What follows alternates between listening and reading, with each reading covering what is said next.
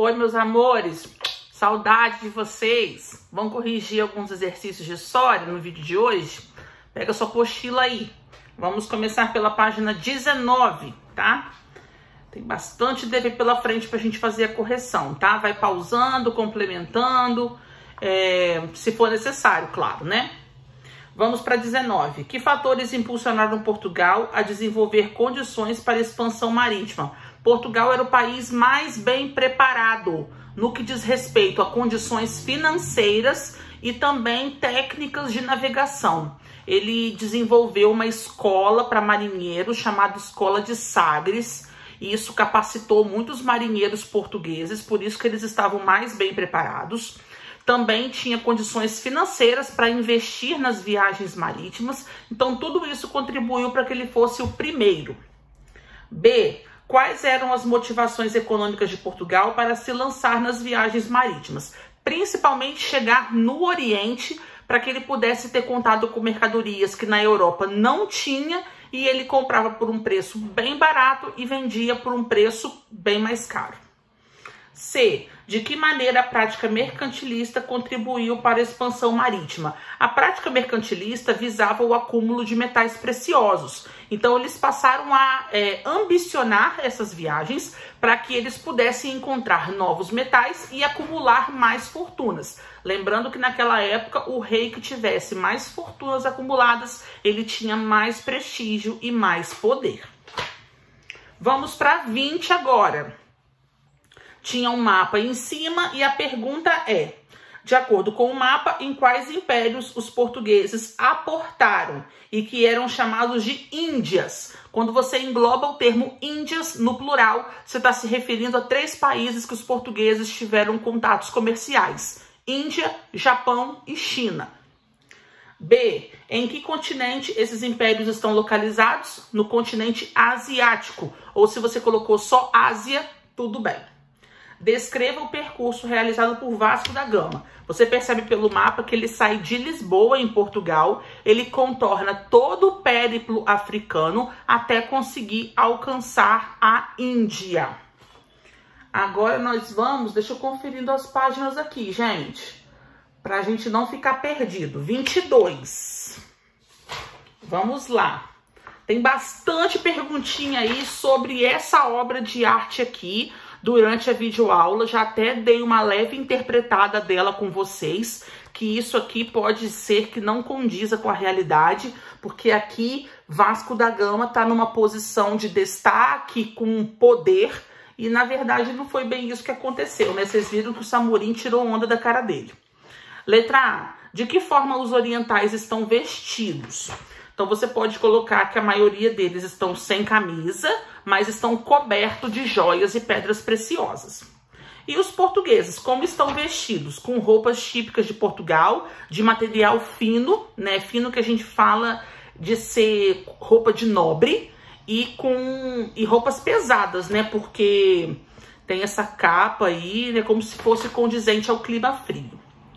C. Observe alguns detalhes da imagem. O que Vasco da Gama está sugerindo? Que objetos os homens da comitiva portuguesa estão oferecendo ao Samorim? Vasco da Gama está no centro da imagem, sugerindo que Portugal é superior à Índia.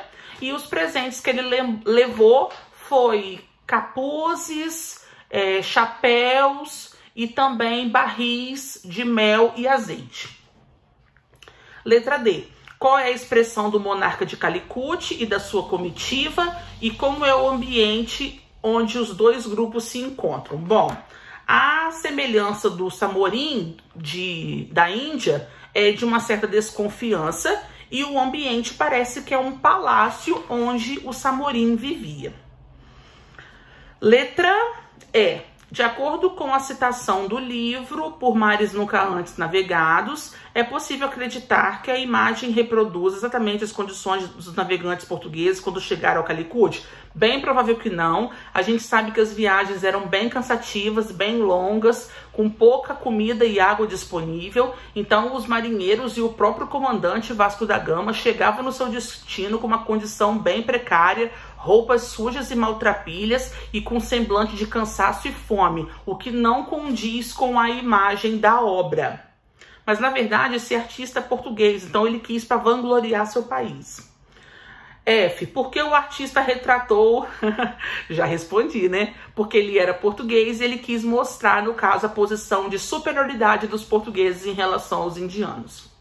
G, o navegador português, Vasco da Gama, quando perguntado sobre o que buscava no Oriente, ele respondeu cristãos e especiarias. Quais eram os objetivos de Vasco da Gama no Oriente? Justamente esse: catequizar novos fiéis para a Igreja Católica e, obviamente, buscar as tão sonhadas especiarias do Oriente. Vamos para 25 agora, povo. Uma perguntinha só, tinha um textinho para você ler e diz o seguinte: para os Sudras, também chamados de intocáveis, que viviam na condição mais inferior da sociedade indiana, a crença do hinduísmo lhe dava uma esperança. Qual seria a crença do hinduísmo que dava esperança aos Sudras? No caso, o hinduísmo prega a reencarnação, então eles tinham esperança de que em uma outra vida ele viesse fazendo parte de uma outra classe social e não daquela inferior que ele estava vivendo naquele momento. Então, a pregação de uma reencarnação era o que confortava os Sudras, ok? Agora, pessoal, deixa eu ir me guiando aqui. 27. Tem dois textos, na verdade, em cima e embaixo. Vamos começar pela parte de cima. Pergunta: os portugueses foram os pioneiros da navegação no Oceano Índico durante a Idade Moderna? De acordo com o texto, não, porque os chineses já eram desbravadores do Oceano Índico desde séculos anteriores e eles já eram marinheiros bastante experientes e construíam grandiosas embarcações. De acordo com o fragmento de texto, aqui se deve à superioridade chinesa, às grandes técnicas de navegação que eles acabaram aprimorando e também a invenção de alguns objetos que facilitavam a navegação, como a bússola, o astrolábio e o sextante. Parte de baixo, com base na leitura, responda: quais são as diferenças entre o projeto de navegação chinês e o projeto de navegação português? Bom, deixa eu dar uma olhadinha na minha resposta, porque eu não li o texto, vai conferindo comigo. O navio, a vela, também era mais... Não, peraí. A diferença se refere à motivação dos portugueses em realizar o comércio com o Oriente. Já os chineses atuavam de forma direta nos conflitos com outras embarcações. Então, os chineses, o foco maior eram as batalhas navais e os portugueses manter suas relações comerciais. Agora vamos para 29. Cara, tem muito exercício. Vamos lá. Em sua opinião, a movimentação representada influenciou a decisão do Shogun de fechar o Japão para o comércio? Que resultados essa medida deveria provocar na economia japonesa? O fechamento visava realmente impedir o contato de japoneses com povos estrangeiros europeus. Essa medida realmente tinha como objetivo reduzir a entrada de mercadorias no Japão que eram comercializadas pelos portugueses. Vamos para 31 agora. Lá em cima, por que os portugueses agiram de forma distinta em relação aos indianos e aos chineses? Justamente por conhecer cada povo. Os indianos, eles tinham aquela visão de que eram povos mais inferiores, sim, muito ricos, mas que não dominavam grandes táticas de guerra, por exemplo. Então eles já chegaram colocando uma certa banca. Lembra que eu expliquei isso para vocês durante a videoaula? Já a China não. A fama dos chineses já corria a Europa há muitos anos. Então eles sabiam que era um povo bastante inteligente, que tinham realizado várias invenções e também tinham boas táticas de guerra e uma marinha muito poderosa. Então ele acabou chegando e abordando esse povo de uma forma diferenciada. Número 2, vai conferindo as palavras-chave comigo. Número 1, Calicut. 2, budismo. 3, Shogun. 4, Samorim. 5, Goa. 6, Castas. 7, Prata. 8, Canhão. 9, Daimios. 10, Macau. Isso aí. Vamos ver agora. Acabou as correções da apostila, é isso mesmo. E aí nós vamos entrar na matéria nova, que fala da América e seus povos. Vamos falar dos primeiros povos que viviam na América antes da chegada dos europeus. A gente chama de povos pré-colombianos, povos que viviam na América antes da chegada de Cristóvão Colombo. Quem são eles? Incas, maias e astecas. Não sei se você já ouviu falar sobre eles, mas nós vamos estudar nesse capítulo. Então aqui na página 33, ele faz uma breve introduçãozinha, já vou ler junto com vocês essa introdução e já vamos fazer o deverzinho da página 33, que aí na próxima videoaula a gente já pega firme na matéria mesmo, tá? Grifa comigo. Os espanhóis apostaram na ideia do navegador Cristóvão Colombo. Ele acreditava que chegaria ao Oriente se navegasse sempre para o oeste. Colombo, patrocinado pela Espanha, deu seguimento ao seu projeto de navegação até aportar em uma nova terra que imaginou ser as Índias. Por esse motivo, chamou os índios de habitantes dessas terras.